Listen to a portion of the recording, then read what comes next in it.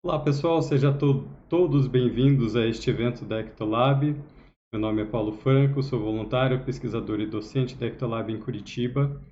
E a proposta de hoje é a gente conversar a respeito de parafenômenos relacionados à ectoplasmia, também pesquisadores, personalidades e os fenômenos relacionados. Então, a ideia não é esgotar o assunto, apenas trazer algumas informações para aguçar a nossa curiosidade e o nosso interesse em aprofundar essa pesquisa, levando em consideração o princípio da descrença. Então, não acredite em nada, nem mesmo nas informações expostas aqui nesta palestra. O inteligente é fazer pesquisas pessoais sobre os temas. Então, fica aí o convite para que cada um de nós tenhamos as nossas próprias vivências pessoais. Então, iniciando com uma apresentação aqui do Ectolab, né, a nossa agenda de hoje, nós vamos ter a apresentação da instituição, as ciências propostas, os principais conceitos relacionados à pesquisa da ectoplasmia, tema da palestra e divulgação dos próximos eventos. Okay? E se vocês quiserem, pode deixar dúvidas, perguntas nos comentários para que a gente possa estar aí respondendo essas questões, dando prosseguimento aí ao nosso compartilhamento de informações.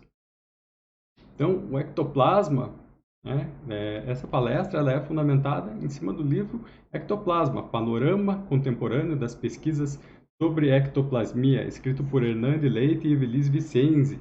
Então, ele é este livro aqui, ó, certo? Este livro Ectoplasma aqui, que pode ser adquirido pelo Shopcons. Então, aí esse link que está ali embaixo é o link para que vocês possam adquirir este livro pela internet, ok? Então, quem é a Ectolab? A Ectolab é a Associação Internacional de Pesquisa Laboratorial em Ectoplasmia e Paracirurgia. É uma associação sem fins lucrativos, político-partidária isenta, independente, multidimensional e universalista. A gente vai perceber ao longo da palestra o que significa essas duas palavras, multidimensional e universalista. Ela é fundamentada com base no voluntariado e na ciência com cienciologia. Qual que é a finalidade da Ectolab, então?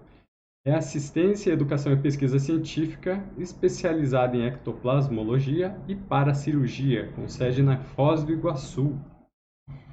Então, a conscienciologia é uma ciência proposta em 1994 que estuda a consciência, nós, o princípio inteligente, por meio do paradigma consciencial, que foi proposto por Valdo Vieira, médico e pesquisador, que viveu em 1932 até 2015.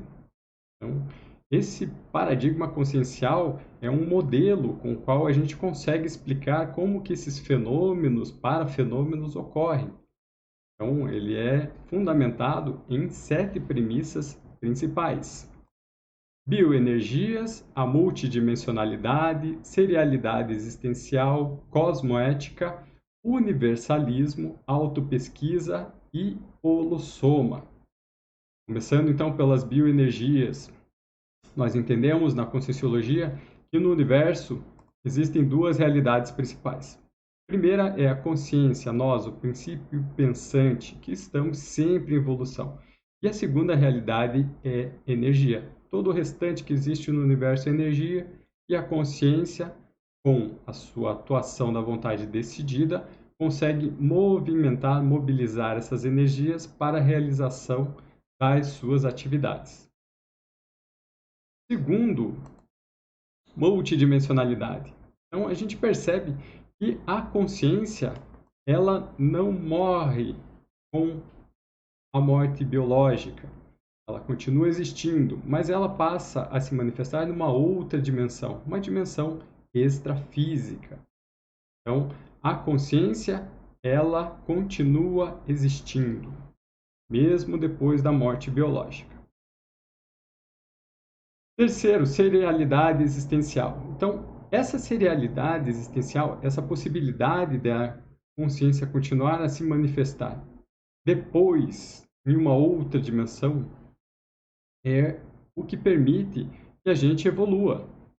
Então, a consciência, esse princípio evolutivo, esse princípio pensante, ele precisa de um tempo para evoluir, para aprender tudo o que ele precisa, para desenvolver as qualidades, as habilidades e empregar isso de uma maneira útil. Como é que ele faz isso? Indo aqui no intrafísico, ressomando, e na vida intrafísica, quando ele entra em contato com as outras consciências, ele acaba adquirindo novas informações, compartilhando aprendizados, vivências, e é isso que faz com que o caminho evolutivo dele avance.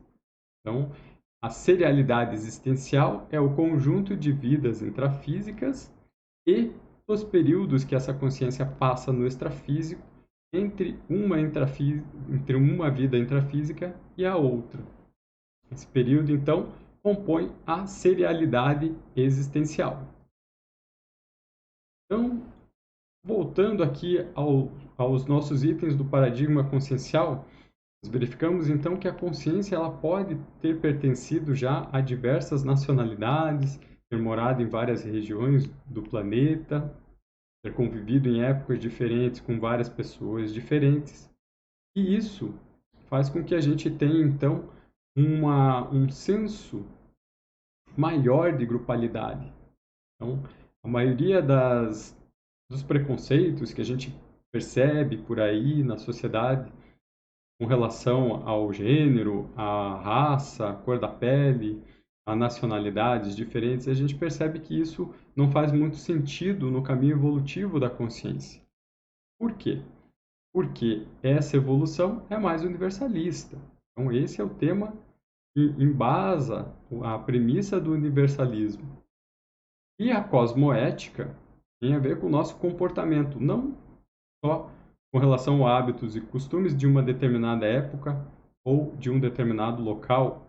Tem a ver, então, com essa nossa postura, com essa nossa manifestação durante a vida intrafísica e durante os períodos intermissivos também. Como que é a nossa emissão de pensamentos, sentimentos e energias durante este período de aprendizagem. Então, essa cosmoética tem a ver com a nossa ética com relação ao cosmos. É uma ética muito mais abrangente do que a gente conhece como a ética intrafísica. Certo? Então, todo o paradigma consciencial ele é embasado na nossa sexta premissa ali que está elencada na questão da autopesquisa ou autoinvestigação. Então, isso traz para a gente, novamente, o princípio da descrença. Então, não acredite em nada, nem mesmo no que lhe informarem aqui. Experimentem, tenham suas próprias experiências pessoais.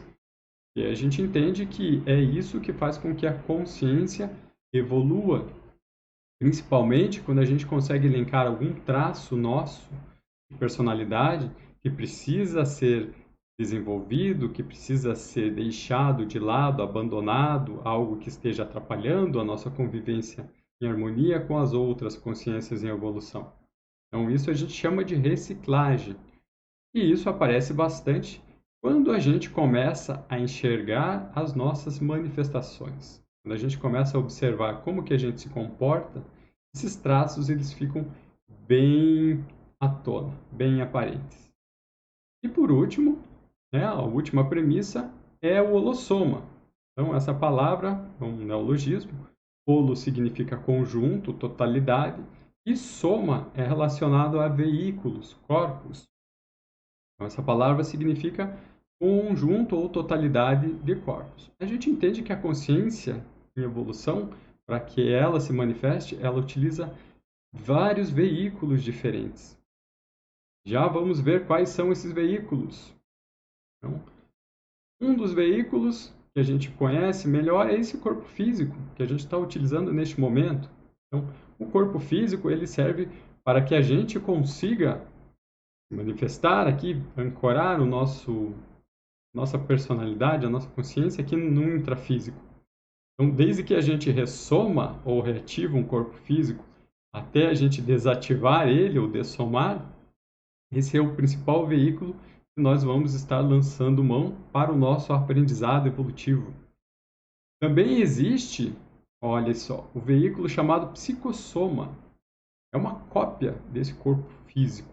que a gente utiliza quando está projetado ou quando a gente dessoma ou descarta o corpo físico. Esse veículo psicossoma é que a gente vai utilizar na dimensão extrafísica, certo?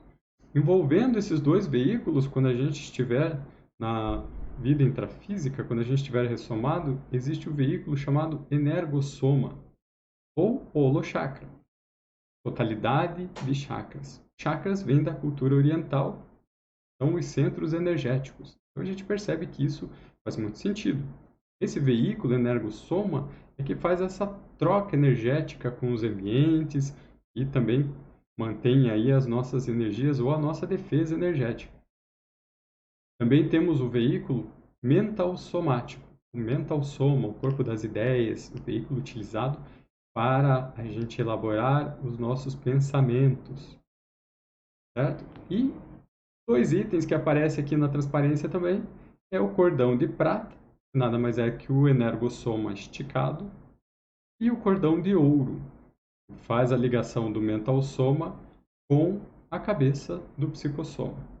Tá? Então esses são os nossos principais veículos de manifestação. O que acontece? A gente estuda essa divisão de forma didática.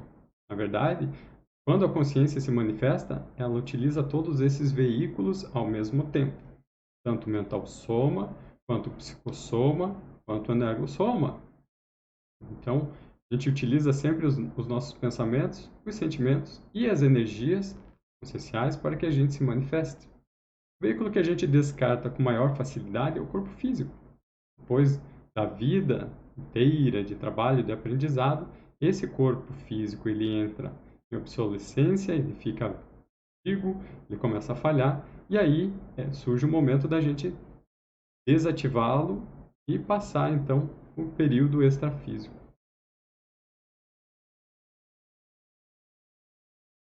Então, para que a gente consiga estudar aí como que acontece a evolução da consciência, nós utilizamos alguns neologismos. O que são esses neologismos? São palavras novas criadas para que a gente pudesse, então, compartilhar esses conceitos de uma forma mais fácil.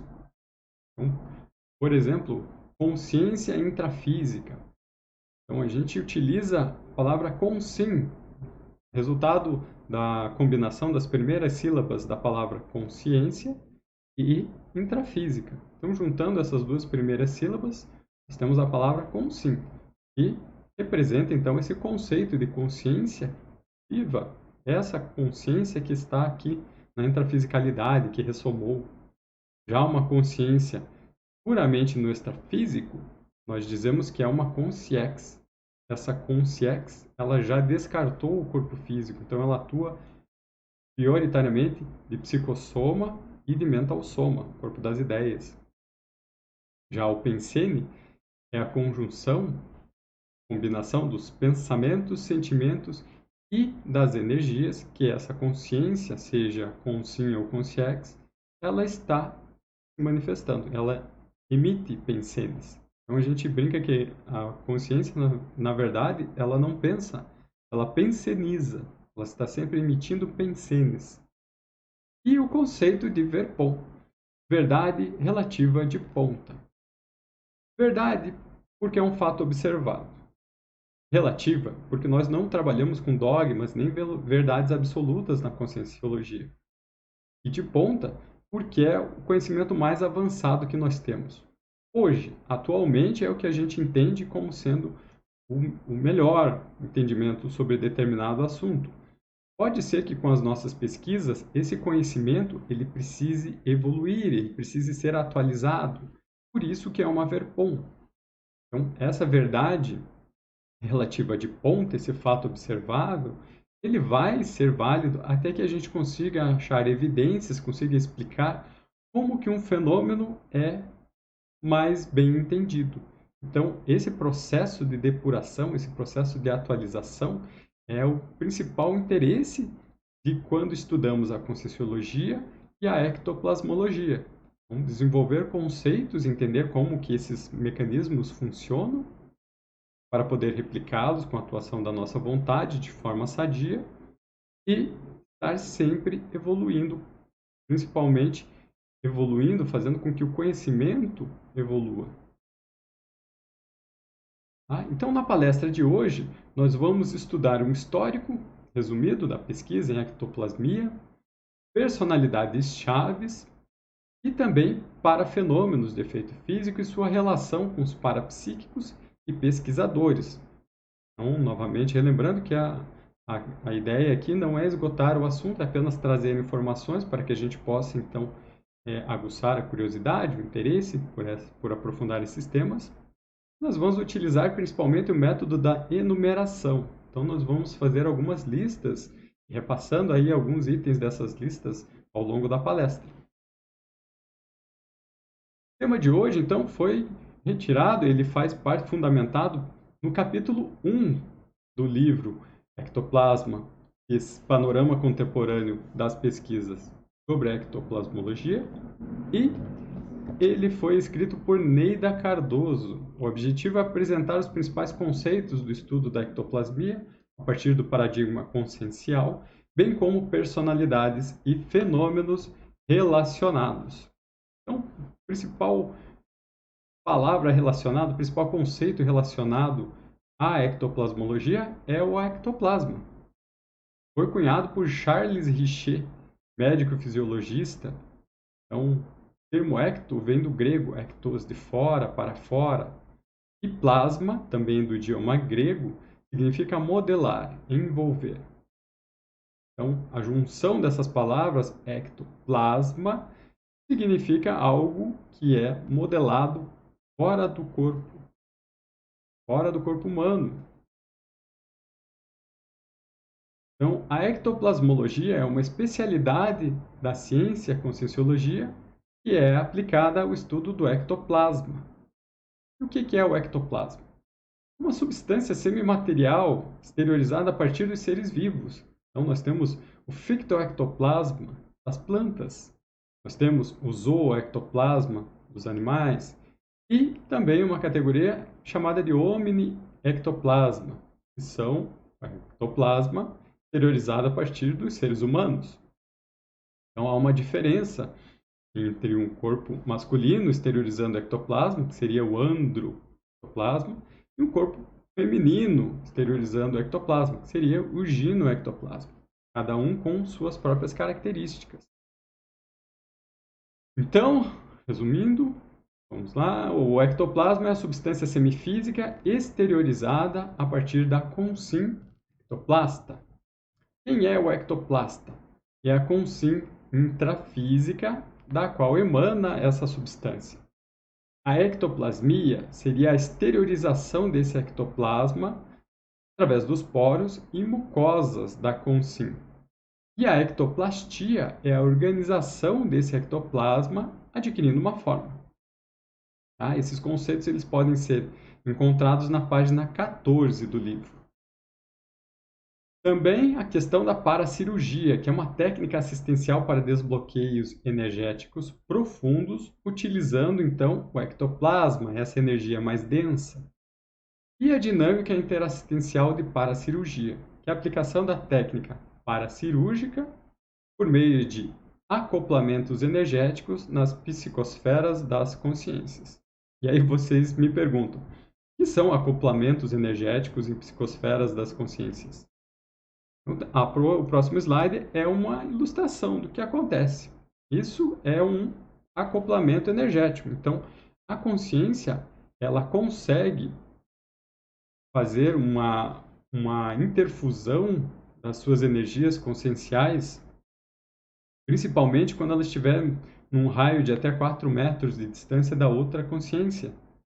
Então, a gente entende que a consciência, para que ela não esteja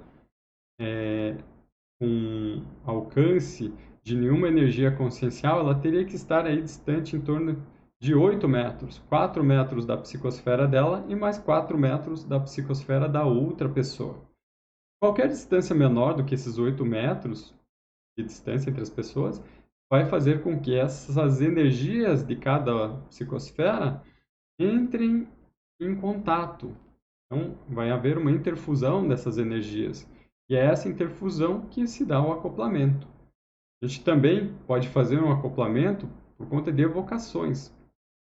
Quando a gente lembra de alguém, a gente está fazendo uma ponte energética com aquela pessoa. Está fazendo então esse acoplamento energético. Quando a gente se lembra ou fica remoendo uma situação do passado, pode ser que a gente esteja alimentando essa situação com as nossas energias. Então fique ligado.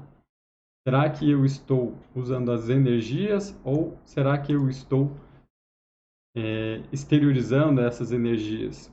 Estou ficando sem essas energias estão me sendo roubadas. E nesse segundo caso, eu vou sentir então uma defasagem energética. Tá? Então, já aconteceu de vocês devem ter conversado com alguém e aí vocês estavam radiantes, cheios de energia e de repente depois da conversa, depois do telefonema, a outra pessoa que tinha algum problema, que veio conversar com vocês, saiu bem e vocês se sentiram cansados. Então isso é uma troca energética. E essas trocas energéticas, elas estão acontecendo a todo tempo com o nosso acoplamento. Então pense assim, quando a pessoa entra numa fila de banco, numa sala de aula, quando ela vai estudar, quando ela vai trabalhar, que ela entra no escritório com aquele cheio de gente, cheio de pessoas, com os colegas. Então, essa pessoa, ela está fazendo um acoplamento ali com aquele local, com aquelas energias conscienciais. Então, a gente sempre trabalha com o princípio dos vasos comunicantes, né? A energia sempre vai do local onde está mais em abundância para o local onde está mais defasado, para que gere um equilíbrio entre essa energia. Ela fique sempre na média, sempre equilibrada. Ok? Então, pense nisso. Para o estudo da ectoplasmia, atualmente, o que a gente percebe? Existe um relacionamento da ectoplasmia com a interassistência. Esse seria o melhor emprego dessa energia mais densa, dessa ectoplasmia. Então, principalmente nessas três práticas. Os efeitos físicos, acontecem os REPs, deslocamentos de objetos materiais, telecinesias, alguma olorização, paragustação, interferências em aparelhos eletrônicos. Então, pessoa que tem bastante energia, às vezes acontece dos equipamentos eletrônicos entrarem em algum tipo de surto, em algum tipo de pane. Então, quando a gente está precisando entregar aquele relatório, aquele trabalho rápido, o computador começa a travar, a impressora não funciona, o modem começa a ter um mau funcionamento. As lâmpadas, às vezes a gente chega no local e a lâmpada queima. Então, é um excesso de energia. Então, é interessante a gente ficar atento a esse tipo de situações, a esse tipo de efeito. Uma outra situação é a questão da materialização. Tá? Então, o aparecimento de plantas, consegues, outros objetos. Então, o primeiro item e o segundo item, ele foi estudado já no século passado para chamar a atenção sobre essa realidade multidimensional da consciência. Então, esses foram artifícios que surgiram para que as pessoas focassem nessa realidade. Dizem que a vida, a evolução, não é puramente intrafísica. Então, que elas fossem buscar esse conhecimento do que tem a mais. Qual que é o interesse, qual que é o assunto que tem além dessa intrafisicalidade. Então, isso aparecia bastante, tanto os efeitos físicos quanto as materializações. Hoje em dia, a gente percebe que o emprego melhor dessa energia consciencial é na publicação de livros, de artefatos do saber que possam gerar um esclarecimento nas outras consciências. Então, livros como este, o Ectoplasma, né, o outro livro ali que eu coloquei, também é uma obra literatura, um livro para compartilhar conhecimentos, compartilhar esclarecimentos sobre determinado tema, sobre o ectoplasma. Então, a escrita de livros, a publicação de cursos, publicação de artigos que a gente chama de GESCOM, gestações conscienciais, e na concretização de projetos. Então, esse é um emprego atual da energia de forma mais otimizada. E com relação à interassistência, nós temos a paraterapia, que é a exteriorização de energias, uma doação de maneira lúcida para reequilíbrio holossomático. Então, ali tem uma foto de uma dinâmica acontecendo, uma dinâmica parapsíquica e cursos de campo. Então, a DIP, então, é Dinâmica Interassistencial de Paracirurgia. Então, seria uma aplicação da ectoplasmia para a interassistência. E, voltando então ao tema da palestra, nós vamos relacionar agora 15 parafenômenos vinculados à ectoplasmia, certo? Então, vamos lá. O primeiro fenômeno se refere à gênere, materialização temporária de consciência. Materialização, consciências extrafísicas que já dessomaram. O segundo fenômeno é a bilocação, presença simultânea da consciência intrafísica em diversos locais, em 2 ou mais locais. Um fenômeno bem interessante que a gente consegue visualizar, por exemplo, na projeção da consciência. O que é a projeção da consciência? É a descoincidência dos veículos de manifestação quando a gente relaxa, quando a gente dorme. Então, essa bilocação pode ser, por exemplo, enxergar o próprio corpo físico dormindo. Esse é um dos exemplos de bilocação, presença simultânea da consciência, né, em locais diferentes, no intrafísico, ou dela projetado olhando o corpo físico dormindo. Então, seria uma bilocação extrafísica. Terceiro fenômeno interessante é desmaterialização. São desmaterializações temporárias de alguma parte do corpo, uma mão, um braço, normalmente ocasionado pela clarividência ou pela esterilização energética. Quarto fenômeno interessante é a estigmatização, ou aparecimento de marcas físicas no corpo físico, normalmente vinculado a algum tipo de religiosidade, a pessoa com algum tipo de condicionamento religioso, pode ser que ela materialize algumas marcas no corpo, né? Chagas, ferimentos. Quinto fenômeno, agrafoectoplastia, clarividência ou materialização de escrita física. Então, de repente, né, o parapsíquico ele está ali com um papel sulfite em branco e do nada, ou seja, com a grafoectoplastia, aparece então um texto escrito naquele papel, sem que haja a interferência dessa pessoa, dessa consim, com um lápis ou caneta escrevendo sobre o papel. Essa escrita ela vai aparecer espontaneamente, né? Sexto, levitação. Levitação tem a ver com a elevação física de objetos superando a força da gravidade. Então, esses objetos eles acabam avançando, subindo. Por exemplo, o sexto, que são as mesas girantes. São efeitos psicocinéticos, mexidas que davam em objetos físicos, principalmente no começo dos estudos sobre a ectoplasmia. Então, muitos parapsíquicos tinham essa capacidade de fazer com que essa energia fosse utilizada para levantar e girar algumas mesas, as mesas de trabalho onde eles estavam reunidos. Oitavo, olorização, ou seja, captação de odores extrafísicos. Então, um odor, um cheiro que não é intrafísico, algo que veio de algum lugar. Então, a gente utiliza esse algum lugar como sendo a multidimensionalidade. Esse cheiro, esse olor do espanhol, ele é captado do extrafísico. Nono, paracirurgia, intervenção energética e ectoplásmica. Décimo, paragustação, percepção de sabores extrafísicos. Então, são os parasentidos funcionando. Olorização, para-olorização e a paragustação.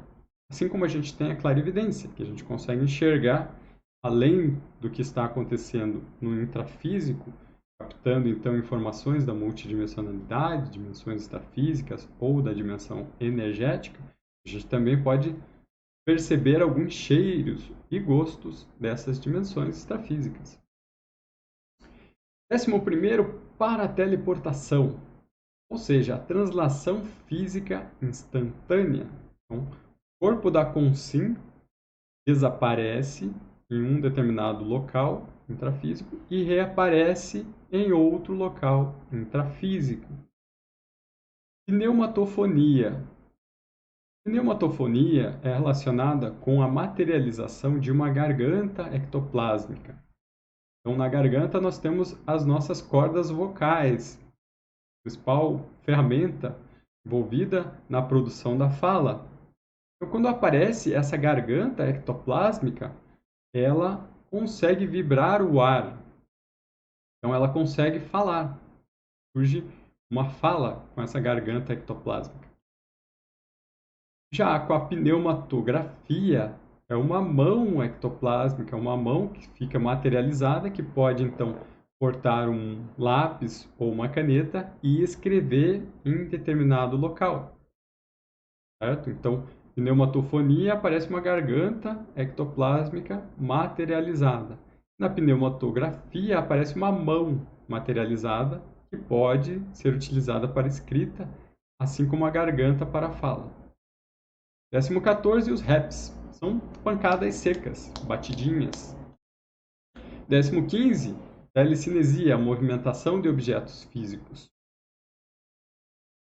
Tá? Então, esses são os principais fenômenos que a gente consegue relacionar, então, com o aparecimento da ectoplasmia.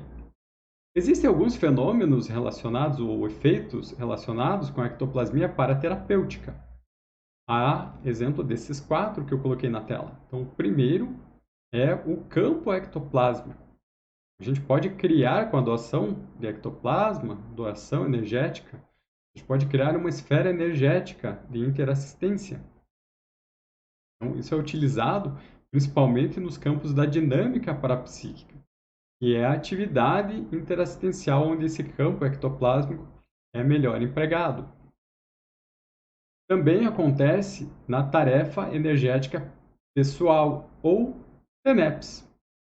Então, essa TENEPS é uma esterilização energética diária, em torno de 50 minutos, onde o tenepsista fica deitado ou encostado em uma poltrona, exteriorizando energias, também formando um campo interassistencial. Ao longo do tempo, com o traquejo, com o desenvolvimento então energético e parapsíquico, a pessoa pode instalar o que a gente chama de oficina extrafísica, ou seja, uma OFIEX desse local da TENEPS, onde ela faz a TENEPS. Então, temos um livro chamado TENEPS, Tarefa Energética Pessoal, que é o manual da TENEPS, que pode ser baixado em PDF, caso você tenha interesse então em aprofundar aí os conhecimentos sobre essa técnica energética. E nós temos então 11 efeitos assistenciais relacionados a essa ectoplasmia. Tá? Primeiro, a calmia, o alívio da angústia intraconsciencial. Segundo efeito é a assistência, ou seja, auxílio energético para-institucional. Então, quando a gente está projetado, a gente pode visitar algum local, alguma instituição que esteja necessitando da nossa energia. Pode ser um hospital, pode ser um ambulatório, uma unidade de saúde, pode ser uma escola. Seria um edifício extrafísico, uma comunidade extrafísica, onde a gente pode fazer essa interassistência, essa doação energética mais intensa para ajudar, então, nas atividades do local. Também há a possibilidade de encaminhamento de consciências patológicas ou desassédio desses locais extrafísicos. Desbloqueio energético, psicossomático, do paracérebro. Quando a gente está com uma dificuldade de raciocinar, pode ser que o nosso paracérebro ele esteja com energias paradas, energias mais densas. Então, essa atividade de ectoplasma exteriorizar ectoplasma pode surtir este efeito paraterapêutico de desbloqueio das nossas ideias, do nosso discernimento. Pode desbloquear, então, algum processo emocional ou sentimental que esteja reprimido por conta do desbloqueio psicossomático, ou desbloqueio energético, algum chakra, alguma parte do nosso corpo que não esteja recebendo energia de forma apropriada, pode então ser desbloqueado por essa atividade. Também serve como encapsulamento, ou seja, anulação do efeito de consciências enfermas. Então, quando a gente está acoplado, pode estar acoplado com alguma consciência. Essa consciência pode estar com algum tipo de patologia, pode estar passando por algum tipo de enfermidade, pode estar passando por algum tipo de dificuldade no extrafísico.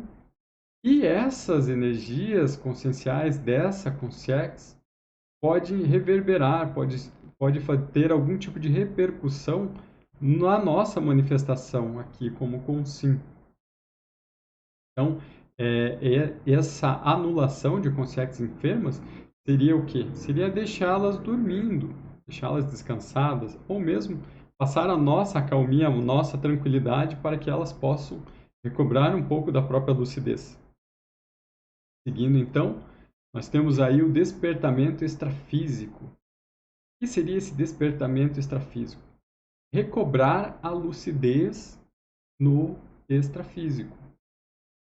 Então, o exemplo anterior, ele serve para a gente visualizar isso.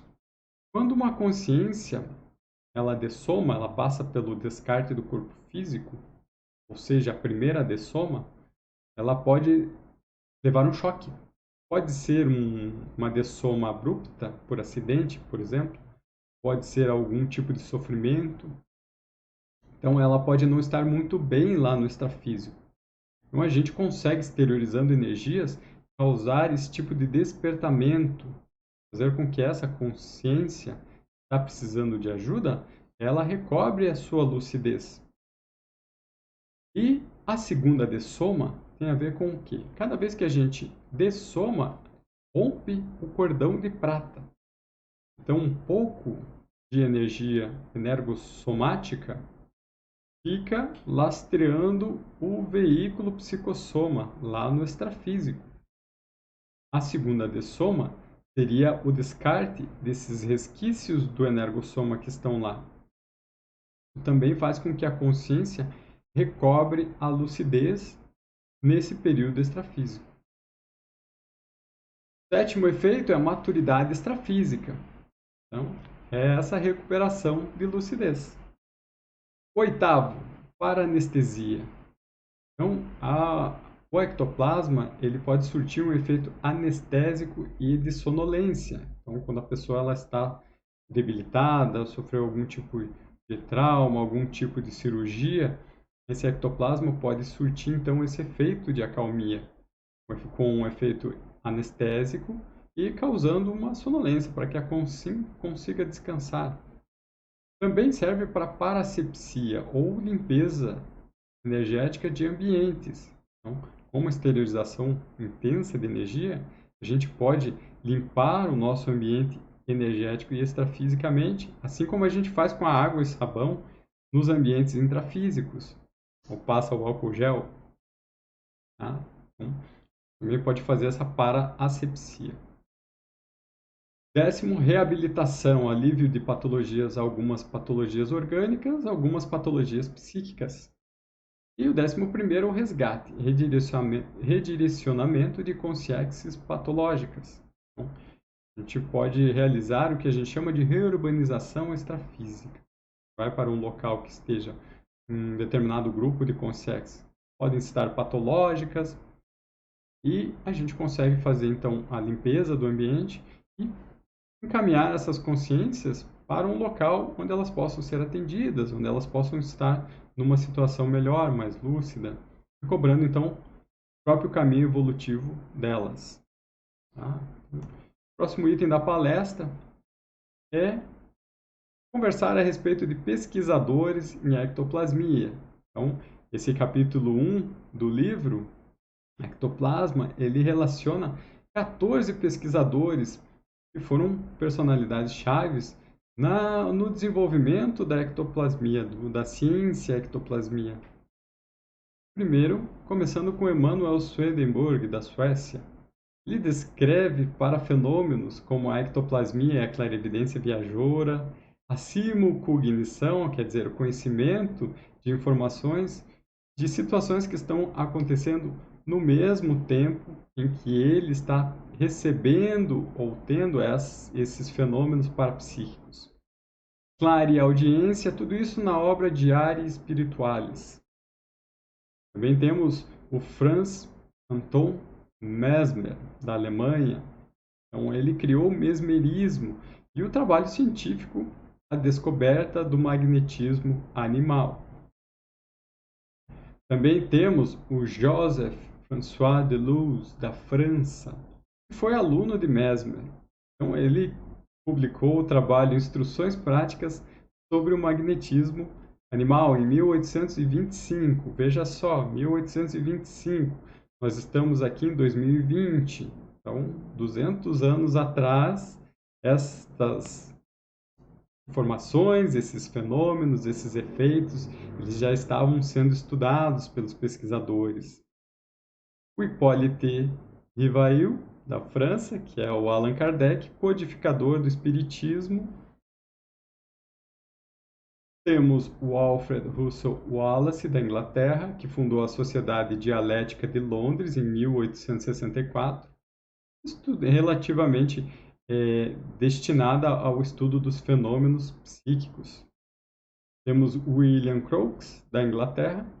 Ele trouxe uma contribuição muito interessante com relação às provas da sobrevivência do ser após a morte do corpo físico. Um trabalho bem interessante. O Alexander Nikolaevich Aksakov, da Rússia, um trabalho Animismo e Espiritismo, de 1890, relativo ao estudo, principalmente das ectoplastas, Eusápia Palladino e Elisabeth Desperance. Foi o Alexander Aksakov que criou o termo animismo. Então, o animismo seria a produção de parafenômenos com a atuação da vontade da pessoa, ao invés de ser meramente um intermediário da multidimensionalidade. Então, o animismo, que é o que a gente entende como sendo mais conveniente, é a pessoa desenvolver a habilidade de produzir os fenômenos parapsíquicos pela própria vontade pessoal. Então, é o próprio parapsíquico que vai mandar, vai movimentar as energias para que aconteça ou não os fenômenos. O oitavo, então, o Henry Sidgwick, da Inglaterra, que fundou as Sociedades de Pesquisas Psíquicas em 1882. Temos também o Charles Richer, fundou a metapsíquica e criou o termo ectoplasma. O Ernesto Bosano, da Itália, fundou o Círculo Científico Minerva em 1899 para estudo dos fenômenos parapsíquicos. Temos o Albert von Schrecker-Notzing, da Alemanha. Publicou o livro Fenômenos de Materialização em 1923. Gustave Geller, da França, que foi diretor do Instituto de Metapsíquica de Paris, publicou o livro A Ectoplasmia e a Clarividência em 1924, praticamente 100 anos atrás. Joseph Rhine, dos Estados Unidos, considerado o pai da parapsicologia, e desenvolveu experimentos laboratoriais com o lançamento de dados. Então, primeiro eram lançados os dados com as mãos das pessoas e depois esses dados eles foram lançados por uma máquina. Isso em 1930. Também utilizou as cartas Zener para estudar o parapsiquismo. E, por último, o Valdo Vieira, brasileiro, que foi propositor das ciências Conscienciologia e Projeciologia. Todos esses pesquisadores, eles tiveram um papel muito importante na divulgação da ectoplasmia, da divulgação das ideias, dos conhecimentos e principalmente das pesquisas relacionadas a esses temas. Então, boa parte das informações que nós temos à disposição hoje foram produzidos por eles. Então, aí a gente pensa assim, como que esse conhecimento foi catalogado, como que ele foi vivenciado, como que ele foi observado com viés científico. Então, tivemos alguns colegas evolutivos com habilidades parapsíquicas muito bem desenvolvidas, principalmente a questão da ectoplasmia bem desenvolvida. Então, eles tinham muita energia para doar e produzir esses fenômenos, ao ponto que eles eram, então, observados pelos pesquisadores sérios, interessados em desvendar, então, como que esses fenômenos aconteciam.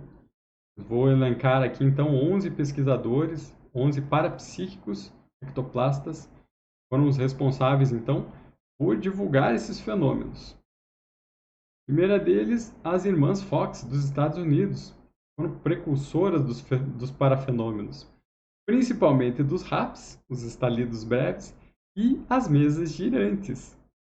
Depois temos o Daniel Douglas Home, da Escócia, também com os RAPs, de uma pré-cognição, então ele conseguia acessar informações de fenômenos que ainda não haviam acontecido.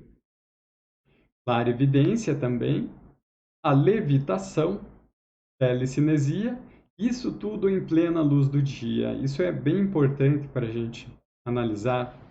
Por quê? O ectoplasma, ele é sensível à luz.